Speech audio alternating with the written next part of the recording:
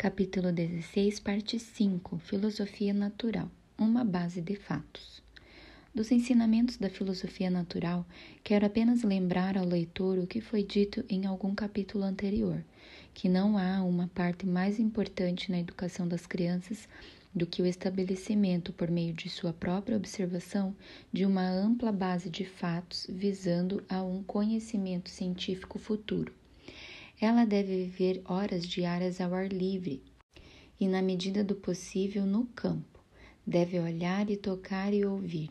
Deve ser rápida para observar conscientemente todas as peculiaridades de hábitos ou estruturas de animais, pássaros ou insetos, o tipo de crescimento e frutificação de cada planta. Ela deve ser acostumada a perguntar por quê. Por que o vento sopra? Por que o rio flui? Por que um botão de folhas é pegajoso? E não se apresse em lhe responder tais perguntas. Deixe-a pensar sobre tais dificuldades, até onde a sua pequena experiência a possa conduzir. Acima de tudo, quando você for em seu auxílio, que não seja com alguma fórmula recortada e dessecada, extraída de algum pequeno livro didático miserável. Dê a ela todos os esclarecimentos disponíveis e você descobrirá que, em relação a muitas questões científicas, a criança será imediatamente conduzida ao nível do pensamento moderno. Não a perturbe com nomenclatura científica em demasia. Se ela descobrir por si mesma, ou talvez com a ajuda de uma ou duas perguntas direcionadas, ao comparar uma ostra ao seu gato, que alguns animais têm esqueletos e outros não, será menos importante que ela aprenda os termos vertebrado e invertebrado do que ela classifique os animais que encontrar de acordo com esta diferença. Olhos e sem olhos. O método desse tipo de instrução é mostrado em Evenings at Home, onde olhos e sem olhos saem para passear. Sem olhos volta para casa entediado. Ele não viu nada, não se interessou por nada, enquanto Olhos está completamente ansioso para discutir uma centena de coisas que o interessam. Como já tentei salientar, obter esse tipo de instrução por si mesma é simplesmente a natureza de uma criança.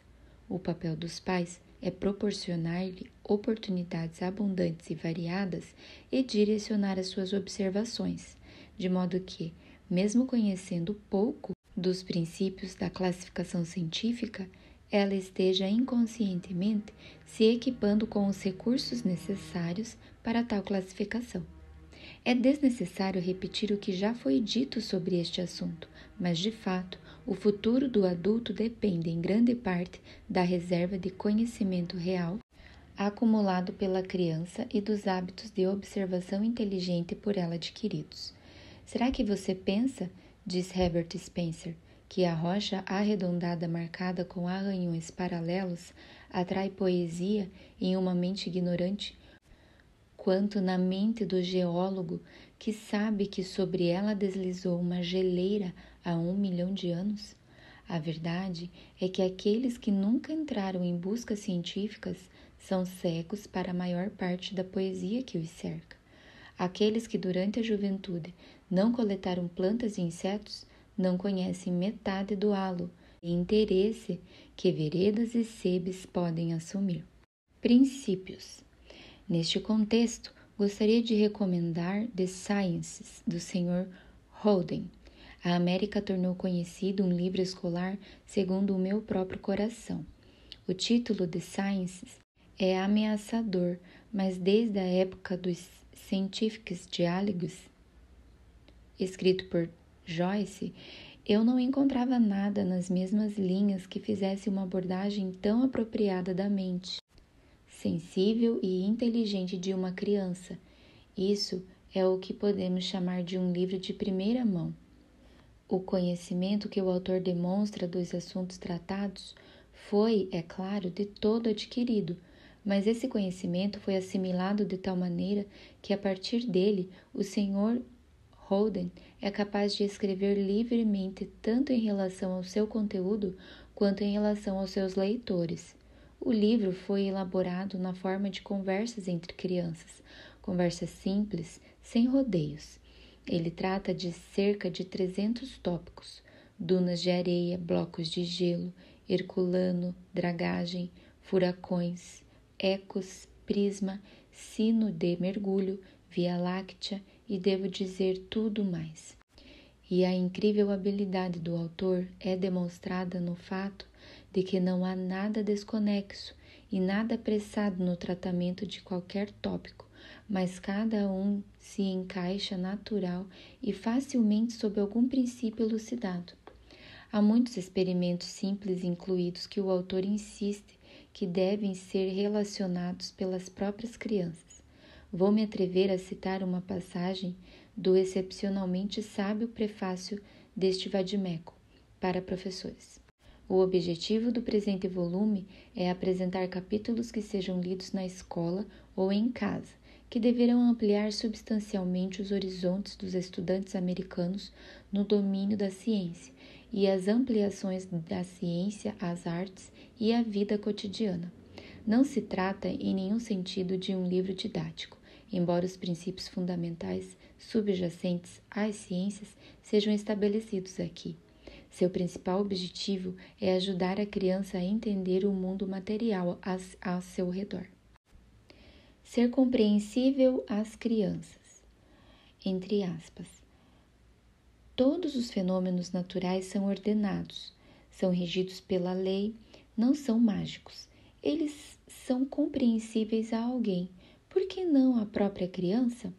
Não é possível explicar cada detalhe de uma locomotiva para um jovem aluno, mas é completamente viável explicar os seus princípios, de forma que esta máquina, assim como as demais, se torne um mero caso especial de certas leis gerais, bem compreendidas.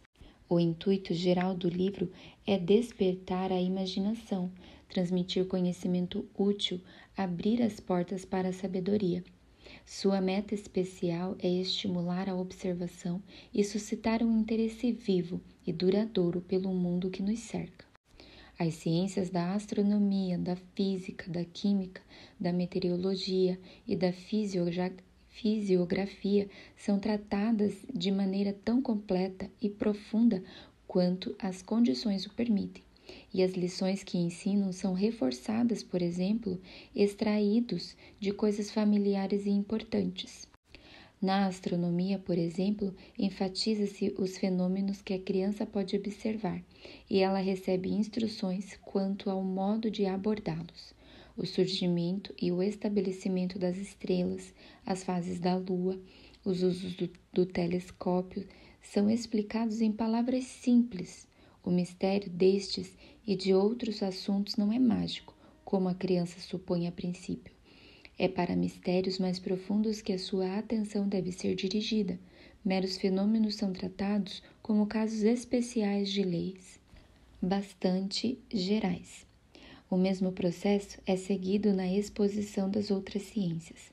Fenômenos familiares, como os do vapor, das sombras, da luz refletida, dos instrumentos musicais, dos ecos, etc., são remetidos às suas causas fundamentais. Sempre que desejável, experimentos simples são descritos e totalmente ilustrados, e todas essas experiências podem ser repetidas em sala de aula com proveito. O volume é o resultado de uma crença sincera de que muito pode ser feito para auxiliar as jovens crianças a compreenderem o mundo material em que vivem e de um desejo em participar de um trabalho tão digno de se executar. Em conexão a este assunto, não posso deixar de citar também um artigo, Parents Review, abril de 1904, em que o reverendo H.H. Murray trata de um esquecido pioneiro de uma educação racional e sua experiência. Esse pioneiro foi o reverendo Richard Dales, outrora reitor da paróquia de King's Shomborne, em Hampshire, que em 1841 resolveu, a partir da educação racional, o problema de um vilarejo agrícola. em que havia encontrado uma população extraordinariamente ignorante e degradada. A história toda é de grande interesse, mas nossa preocupação é com a questão da filosofia natural, a base do ensino ministrado nessa escola, conforme ensinado na escola de um vilarejo. O Sr. Dewis explicou seu objetivo dessa forma. Abre aspas. Eu pretendia ensinar aquilo que pudesse ser proveitoso e interessante para as pessoas que trabalham em ocupações que as crianças provavelmente viriam a ocupar um dia. Eu busquei que aprendessem o que pode ser chamado de filosofia das coisas comuns. Mostrei-lhes quantas coisas há interessantes por aí e quão vantajoso é que elas as conheçam em conexão com os objetivos naturais com os quais estão familiarizadas. Apresentei-lhes uma variedade de fenômenos naturais e as familiarizei com seus princípios, bem como com os princípios e a construção de vários instrumentos que lhes fossem úteis. Uma aplicação prática foi dada a todas essas coisas, jamais perdendo de vista os usos e frutos do conhecimento que estavam adquirindo. Fecha aspas. Uma lista de alguns dos assuntos incluídos neste tipo de ensino será o melhor comentário a respeito do projeto do Sr. Dewis. Abre aspas. Algumas das propriedades do ar explicando como a sua pressão as habilita a bombear água, brincar com esguichos e pistolas, sugar água através de um canudo, explicando também os princípios e a construção de um barômetro, da bomba comum, do sino de mergulho, de um par de foles. Esse ar se expande com o calor demonstrado ao se colocar uma bexiga parcialmente murcha perto do fogo, fazendo as rugas desaparecerem, porque a fumaça da chaminé às vezes se eleva facilmente no ar, às vezes não, porque há uma corrente de ar em direção ao fogo na parte de cima da chaminé e na parte de baixo da porta. Mostrar o ar como transportador do som e porque o clarão de uma arma disparada ao longe é visto antes que o seu barulho seja ouvido. Como calcular a distância de uma tempestade, a diferença nas velocidades em que diferentes materiais conduzem o som, a água e suas propriedades, seu estado sólido, líquido e gasoso, porque as tubulações se rompem devido à geada, porque o gelo se forma e flutua na superfície das lagoas e não na parte inferior, porque a tampa da chaleira salta quando a água está fervendo no fogo, os usos aos quais o poder do vapor é aplicado, a evolução gradual do motor a vapor mostrado por modelos e diagramas, como suas roupas ficam secas e por que sentem frio em roupas úmidas, porque uma cama úmida é tão perigosa, porque um corpo flutua na água e outro afunda, as diferentes densidades do mar e da água doce, porque ao entrar na sala de aula durante uma manhã fria, às vezes vemos uma quantidade de água no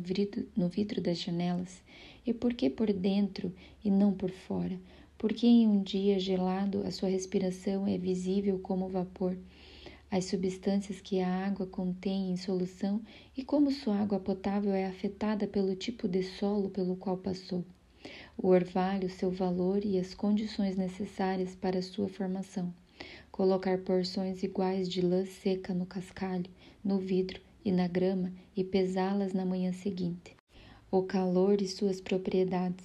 Como é que o ferreiro pode prender aros de ferro com tanta firmeza com rodas das carroças e carrinhos de mão? Que preocupações devem ser tomadas ao se colocar trilhos de ferro em ferrovias e na construção de pontes, etc. Quais materiais são bons e quais são maus condutores de calor? Porque na mesma temperatura alguns sentem nosso toque mais frio do que outros? Porque um vidro às vezes se quebra quando se despeja água quente nele e qual vidro grosso ou fino seria mais propenso a quebrar? Porque a água pode ser fervida em uma chaleira de papel ou em uma casca de ovo sem que estes se queimem. Os metais, suas fontes, propriedades e usos, modo de separação dos minérios, A luz e suas propriedades ilustradas por prismas, etc. A adaptação do olho às causas da miopia e da presbiopia. Os princípios mecânicos de ferramentas comumente utilizadas, tais como a pá, o arado, o machado, a alavanca e etc. Fecha as aspas. Abre aspas. Pode surpreender a alguns que leiam atentamente a lista acima de tais assuntos tenham sido ensinados à criança de uma escola primária rural. Mas é inegável o fato de que foram ensinados na escola de Kingsonborne, e de forma tão bem sucedida que as crianças tanto ficaram interessadas quanto se beneficiaram daqueles ensinamentos. O Sr. Davis, em resposta à objeção de que tais assuntos estão acima da compreensão dos mais novos, disse, abre aspas, a marca distintiva das leis da natureza é sua extrema simplicidade. Sem dúvida é necessário um intelecto de ordem elevada para se descobrir tais leis. No entanto, uma vez deduzidas, elas estão dentro da capacidade de uma criança. Em suma, os princípios da filosofia natural são os princípios do senso comum, e se ensinados de uma forma simples e comum, serão rapidamente compreendidos e avidamente observados pelas crianças, e se descobrirá que com alunos de 10 a 12 anos de idade, muito pode ser feito com vistas à formação de hábitos de observação e investigação. Fecha aspas. Tal fato, penso eu, sugere algumas lições práticas valiosas para aqueles que têm a responsabilidade de decidir quais assuntos incluírem no sistema educacional para crianças. Fecha aspas. Ao ler este notável experimento, sentimos que devemos imediatamente garantir que um homem tão bem informado quanto o falecido Dean Davis ensine nossos próprios Jack e Elsie. Mas é razoável perceber o que esses jovens devem saber, e o Sr. Holden fez muito por nós. Alguns dos capítulos de The Signs podem estar além da compreensão de crianças com menos de 9 anos. Entretanto, elas serão capazes de dominar uma boa quantidade dos demais assuntos. Precisamos ter uma coisa em mente. Nada deve ser feito sem o devido experimento. A propósito, nosso velho amigo Scientific Dialogues, escrito por Joyce, se ainda puder ser encontrado, descreve um grande número de experiências fáceis e interessantes que as crianças podem fazer por si mesmas. Perguntas para o uso dos estudantes. 1. Mostre que a infância é o momento apropriado para reunir materiais de classificação. 2. O que o Sr. Herbert Spencer diz sobre o valor das buscas científicas? 3. Mostre que as crianças são capazes de compreender princípios. 4. Mencione alguns dos fenômenos que elas podem entender prontamente. 5. A partir dos assuntos ensinados com sucesso na escola de um vilarejo, escreva uma lista de perguntas que as crianças inteligentes devem ser capazes de responder. 6. Os princípios da filosofia natural são os princípios do senso comum. Mostre como essa afirmação deve ser uma chave para a nossa prática educacional.